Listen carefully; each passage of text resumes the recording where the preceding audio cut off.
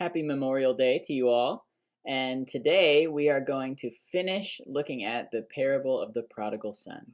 You're watching At the Pastor's Desk.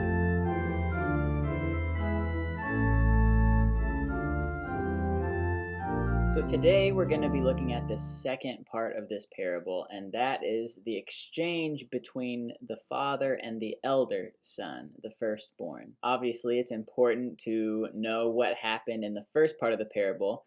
And so if you haven't seen the first part for the video from last Friday on the first half of this parable, go ahead and click up here and watch that video.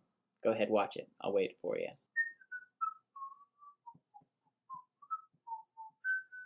All right, now that you've watched the first part, we can get into the second part of this video. So we left off last time with the father welcoming back the son and calling out for this great feast. And we leave off with these words from verse 24.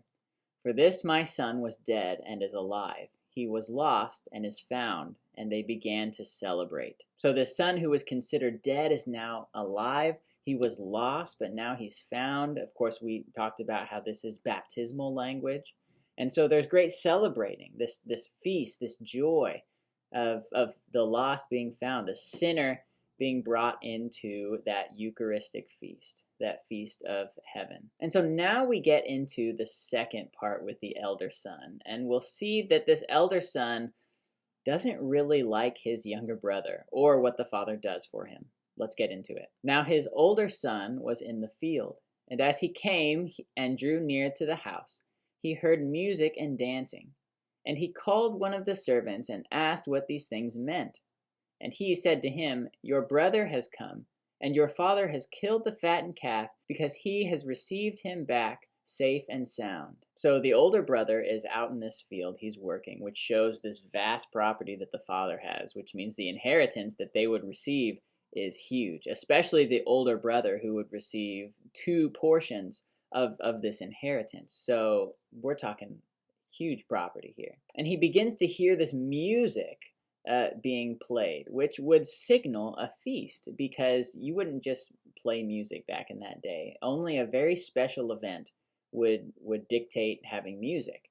And so, of course, the son is out working, so there wasn't a feast planned or anything like this. And so he hears this music, and so immediately he must know that something significant has happened. And in fact, if it was a feast, he would be the one who would be in charge of making all the arrangements so that the father could serve as the host instead of having to worry about all the details. And so if there's a feast, the son should know this. And this means that the son should run to where the feast is, be joyful that they're having this feast, and serve in the way that he's supposed to. But by him waiting and asking another servant what's going on, it begins to show this broken relationship between the older son and the father, that he doesn't run to the feast. He's not excited for this, but he kind of distances himself from the feast and instead asks some other servant what in the world's going on. And the servant tells him that his younger brother who was lost has been found, he's been welcomed back, and they're going to throw this celebration for him. So let's see how the older son reacts when he hears this news that his brother is back. But he was angry and refused to go in. He was angry that his brother who was lost was now found. He was angry that they threw a feast for him. And of course, we'll see in a bit why this angers him. But it's not the reaction that you would think that one would have when their brother, who's been lost for years, presumably, is now back. It should be a reaction of joy, great joy and celebration, just like this feast that's being thrown. But instead, it's anger and frustration with the father. But then the father comes in and tries to make amends here. And we again see the great love of the father. His father came out and entreated him. But he answered his father, Look, these many years I have served you, and I never disobeyed your command. Yet you never gave me a young goat, that I might celebrate with my friends. But when this son of yours comes, who has devoured your property with prostitutes, you killed the fattened calf for him. And so the father leaves the feast in order to come speak with the older son.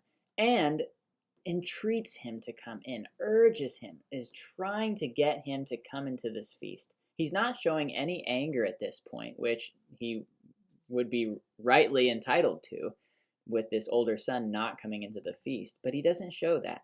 It's all pure love and desire for the older son to come join the feast with them. But the older son continues to show disgrace to the father. Notice that when he begins to talk to him, he doesn't say father or address him with a title like the younger son did when he came to him. He just says, look, this is what's going on. He doesn't even call him father. And so the fact that he's not referring to him by a title at all shows disrespect towards the father. And it really shows that this relationship between the older son and the father is a broken relationship, much like the broken relationship at the beginning of the parable with the younger son and the father. And he speaks as if he is a servant who's been serving his father for years, and that he's obeyed all of his commands, he's followed all the rules, and so he should get something for it. But he's never even gotten a goat to celebrate with his friends.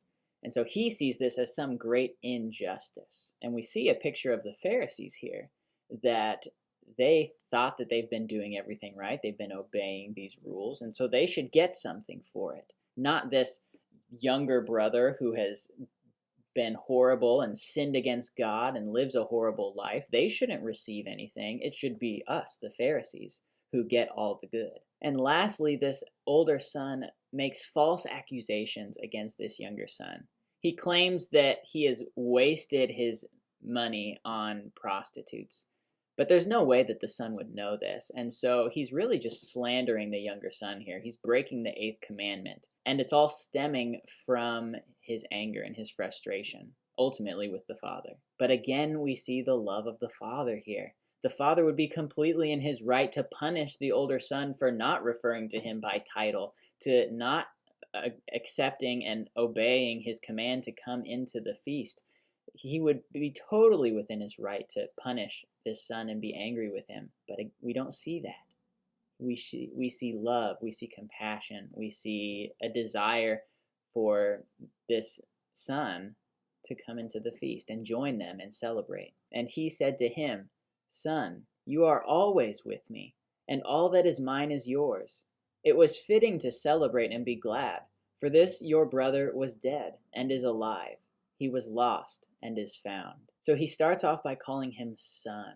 He refers to him by title, a loving title. In the Greek, it's literally child. So there's that compassion there, that love for his son, his child. Again, baptismal language. Keep that in mind. And he says that everything that he has is the son's. It belongs to them. There's that relationship there. What is the father's is the son's. And again, this is baptismal. That because we are baptized into Christ, we are co-heirs with Christ. And he says that it's fitting to celebrate this. Just like the previous 2 parables, it's fitting to celebrate when you find something that's lost. And he says as much again, exactly what he said to the servants when celebrating this feast, that this son was dead and is now alive, that he's lost, but he's now found. And this is part of the greatness of this parable, is that it leaves you hanging right there.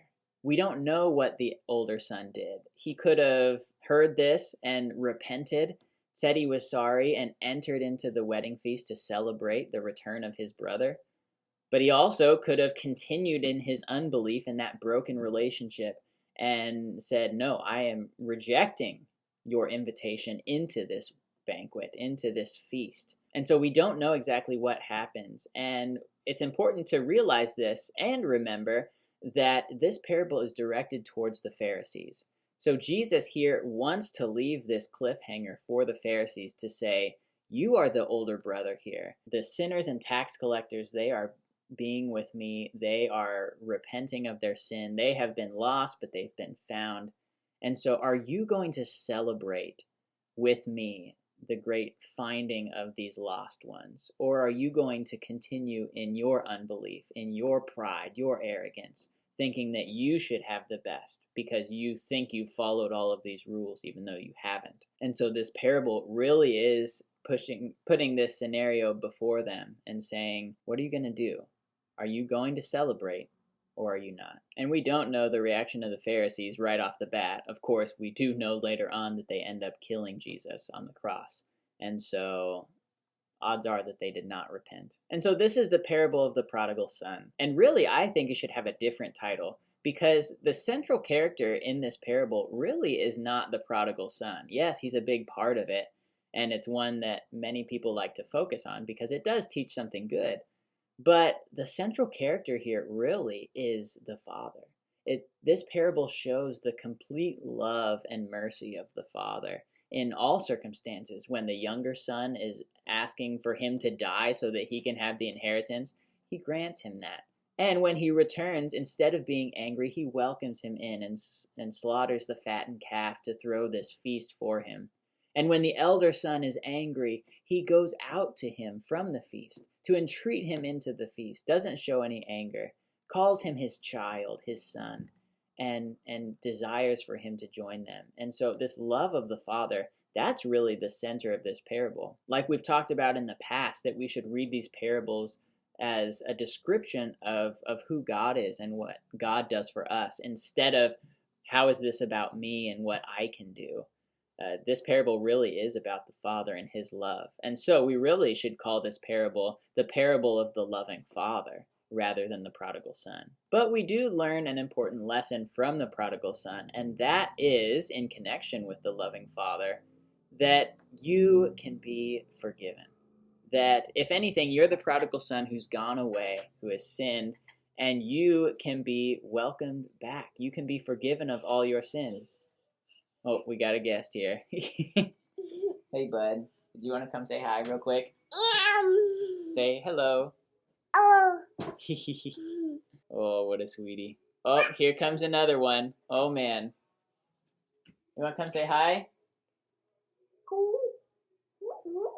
What? It's just, well, we're making a video.